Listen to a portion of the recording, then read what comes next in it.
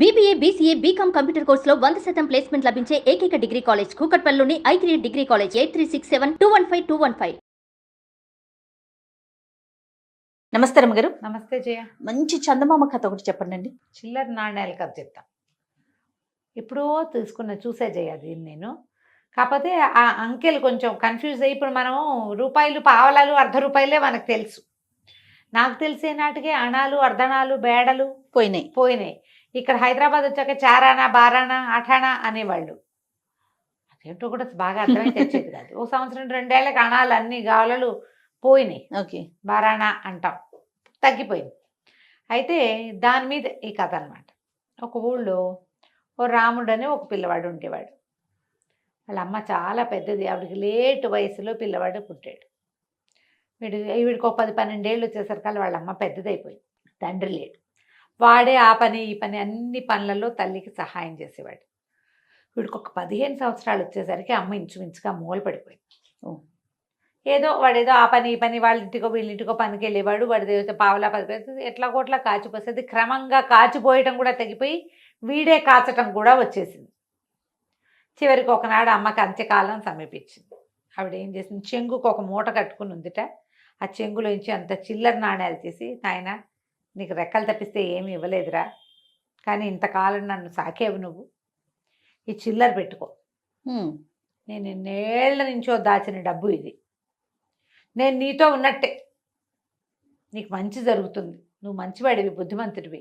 తల్లులు వృద్ధాప్యంలోకి వస్తే ఇదేమి చేసి పెట్టదు మనకి అని వదిలేసి వెళ్ళిపోతున్నారు ఈ కాలం పిల్లలు.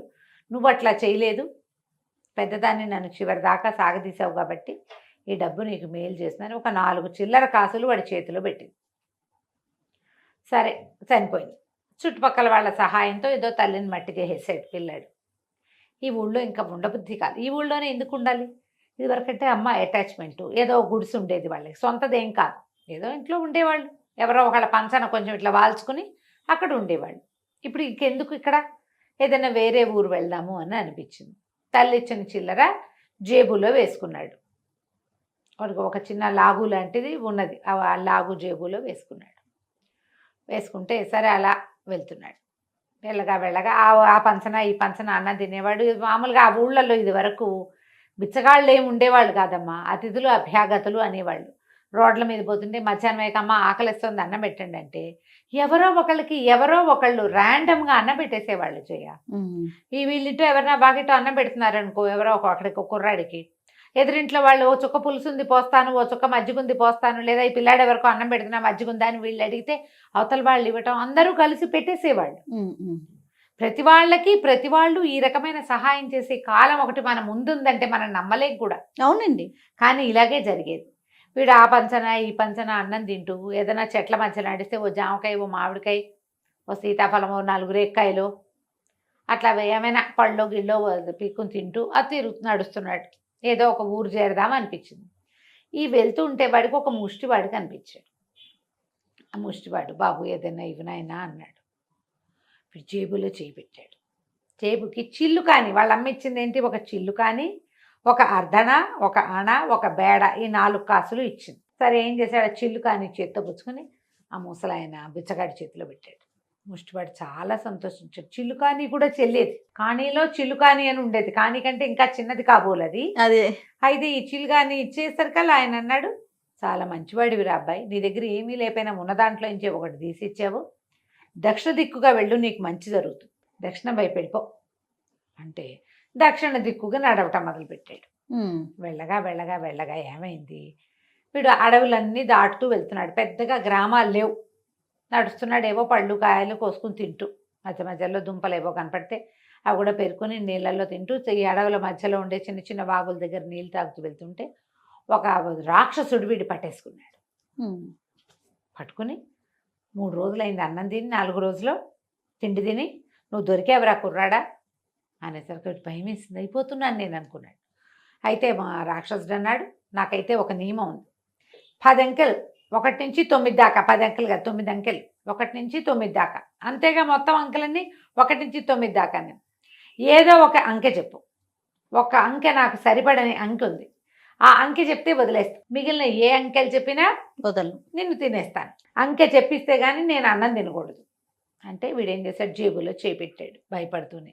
భయపడితే వీడికి అర్ధన తగిలింది. అర్ధన రూపాయిలో 3వ భాగం, అంటే 3 వంతులు అనమాట అది. అంటే అలా ఏమనాలి, 3 అదంటే 3, 6, 12, 24నో లేకపోతే ఇంకా తక్కువో.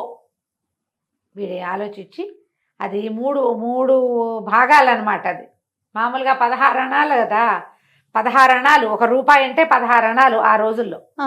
16 అణాలు అంటే 1 రూపీ. ఓకే.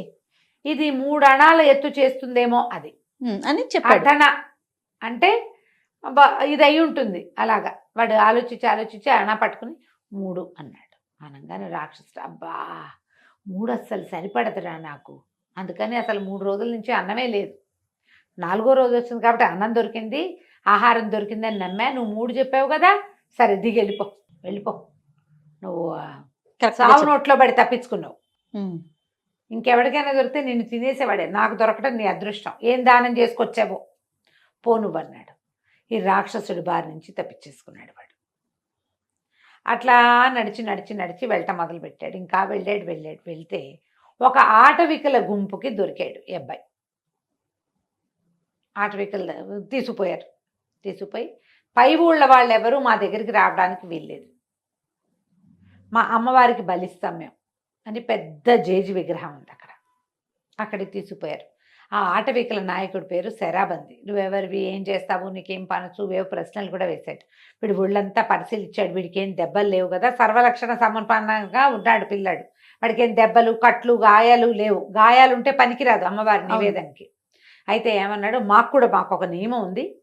ఒక 6 గ్లాసులు అక్కడ పెట్టున్నాయి. 6 5 ద్రాక్షాసవం ఉంది, ఒక్క దాంట్లో విషం ఉంది. మా గూడెంలో అడుగు పెట్టిన వాడు వీటిలలో ఏదో ఒక గ్లాస్ తీసుకుని తాగాలి. విషం కనుక తాగాడా మాకు వెంటనే తెలుస్తుంది, వాడిని మేము బలిస్తాం.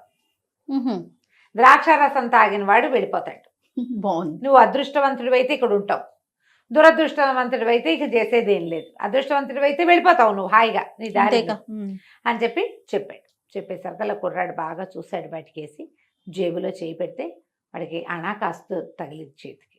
అణ అంటే 6 భాగాలు. బాగా ఆలోచించి వరుసగా పెట్టినాయి కదా, 1 2 3 4 5 6 లేకుంటే 6వ గ్లాస్ తీసుకున్నాడు.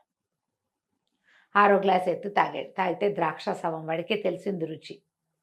ద్రాక్షరసం తాగి నిలబడి ఉన్నవాడిని చూసేసరికల్లా వాళ్ళకి అర్థమైంది, వీడు తాగింది ద్రాక్షారసమే. విషం కనుక తాగితే వెంటనే అమ్మో అనేవాడు. వాడు అమ్మో అనలేదంటే వాడు తాగింది విషం కాదనమాట. ఆశ్చర్యపోయారు, వాడు అదృష్టవంతుడు వీడు. అక్కడి నుంచి అప్పుడు శుభ్రంగా భోజనం పెట్టి కొంచెం తిండి మూటగట్టి అమ్మవారి దగ్గర మొక్కిచ్చి అడవి చివరికి తీసుకెళ్ళి వదిలిపెట్టారు. ఓకే. ఇక్కడి నుంచి దక్షిణ దిక్కుగా వెళ్తే సువర్ణపురి అనే రాజ్యం వస్తుంది. అందులోకి వెళ్ళు, నీకు ఏ పనైనా అవుతుంది, ఏదో ఒక పని దొరుకుతుంది అక్కడ నీకు అని చెప్పి పంపించేశారు. వీడు అడవి చివరి నుంచి నడిచి సాయంకాలానికి సువర్ణపురి చేరుకున్నాడు. సువర్ణపురి ఊరంతా కోలాహలంగా ఉంది. వాళ్ళ వీళ్ళ అందరినీ అడిగారు, ఏంటండి హడావిడంటే, మా రాజుగారు మరణించారు ఇప్పటికి 15 రోజుల ముందు. ఆయన క్రియాకర్మలన్నీ అయిపోయినాయి. ఈరోజు పొద్దునే మన పట్టపుటేనుగుని విడిచాం పూజ చేసి. ఆ పట్టపుటేనుగు ఎవరి మెళ్ళో దండేస్తే వాడే రాజు. అన్ని అదృష్టం. ఎవడ అదృష్టం, అతిథి అభ్యాగతి, పరాయి దేశం వాడు, ముష్టివాడు, కుష్టివాడు, ఎవడైనా సరే అదృష్టవంతుడు ఉంటే అయితే చాలు. అదే జరుగుతోంది ఇక్కడ. ఇవాళ రోజంతా అదే హడావిడి. పట్టపటేనుగు ఏ పక్కకి వెళ్తే ఆ పక్కకి వెళ్తున్నాము. అది మా ఊళ్ళో వాడు కావచ్చు, పై ఊరు వాడు కావచ్చు అనేసరికల్లా వీడు బాగా ఆలోచించి తన జేబులో ఇచ్చి బేడకాసు తీసాడు. వాళ్ళ అమ్మ ఇచ్చింది. ఆ బేడకాసుని ఇట్లా గాల్లో ఎగరేసాడు.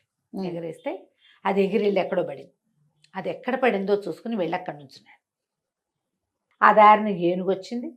జనం అంతా కోలాహలంగా ఉన్నారు. ఎక్కడైతే వీడు బేడకాసు పడి వాడు ఎక్కడి నుంచున్నాడో అక్కడికి వచ్చి ఏనుగు దండెత్తి వీడి మెళ్ళో వేసింది. సూపర్. చక్కగా మెళ్ళో దండేసేసరికి అందరూ కోలాహలంగా అరిచారు, ఓహోహో అన్నారు. నీ పేరేమిటానంటే రాముడు, రామరాజు అయిపోయాడు. ఏనుగు కింద కూర్చోబెట్టి దాని మీద హౌదా ఎత్తి పెడతారు కదా, హౌదాలు ఎత్తుతారు.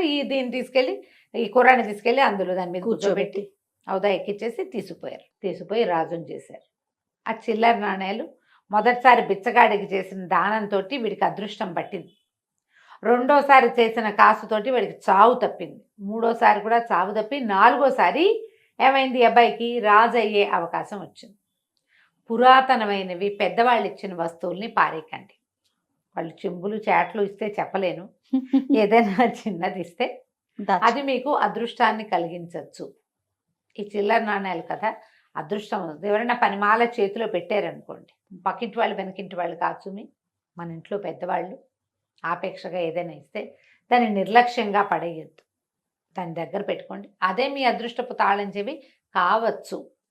అవుతుంది కాదు, కావచ్చు. కావచ్చు. కథ కంచికి మనం ఇంటికి. బాగుందండి. నమస్తే. నమస్తే చెయ్యి.